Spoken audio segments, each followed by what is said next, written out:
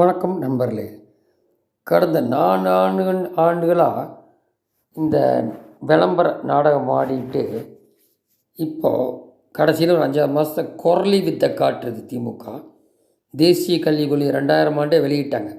5 ஆண்டு ஆயிடுச்சு. இவன் என்ன பண்ணுற, ஸ்டிக்கர் விட்றான். உங்கள் அரசியலுக்காக தமிழக மாணவர்கள் கல்வியை விளையாடுவது நிறுத்திக்கணுன்றார் அண்ணாமலை. அதில் மேலும் என்ன குறிப்பிட்றாருன்னா, பொழுதொரு நடிப்பு, நான் ஒரு மேடை, 4 ஆண்டில் வெறும் விளம்பர வெற்று ஆட்சி. ஸ்டாலின் மாநில கல்விக் கொள்கை வெளியீடு என்ற பெயரில் மீண்டும் ஒரு நாடகம். தேசிய கல்வி ஒருங்கிணைந்த கல்வியில் பிரதமர் வெளியிட்டார். அதில் எதையுமே பண்ணலை. இந்த காலை உணவு திட்டம், இல்லம் தேடி கல்வி, இதெல்லாம் ஸ்டிக்கர் ஒட்டிகிட்டு இருக்காங்க தேசிய கல்விக் கொள்கையிலேருந்து.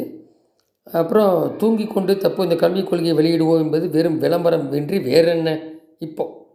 அதாவது அதை ஏற்றுக்கூடாதாம்மா, ஆனால் பணம் மட்டும் அங்கேருந்து வரணும். இந்த மாதிரி ஒரு மாடல். என்ன மரத்தடியில் படிக்கிறான்னு பள்ளி கட்டட இடியுது, அதெல்லாம் ஒன்றும் பார்க்க மாட்டோம்.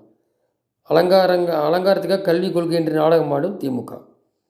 இதில் பணம் இருக்கிறவன் படிக்கலாம் மும்மொழி, ஏழை மாணவன் படிக்கக்கூடாதா?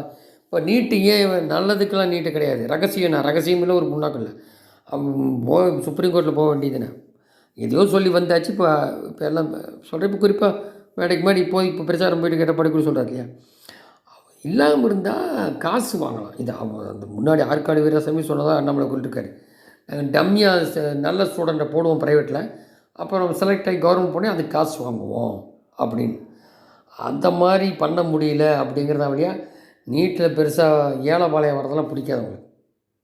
அவன் ஹிந்தி வேறு மொழியெல்லாம் கற்றுக்கணும். எனி ஒன் லாங்குவேஜாக சொல்லியிருக்கு, ஹிந்தினே சொல்லலை. ஹிந்தி சொன்னது காங்கிரஸ், அதோட தான் கூட்டணி வச்சுட்ருக்கேன். மிஸ்ஸால் போட்டு ஓங்கி அடிச்சிட்டு இருந்தால் அவங்கள தான் கூட்டணி வச்சுருக்கேன். அங்கே அது முன்னுக்கு முன்னு முரணு சொல்லி பிரயோஜனம் இல்லை. அது மக்களுக்கு புரியும் போது புரியும், அப்போ தான் தலையெழுத்து மாறும். இந்த மாதிரி தான் இருக்குது காலம் ஒன்று.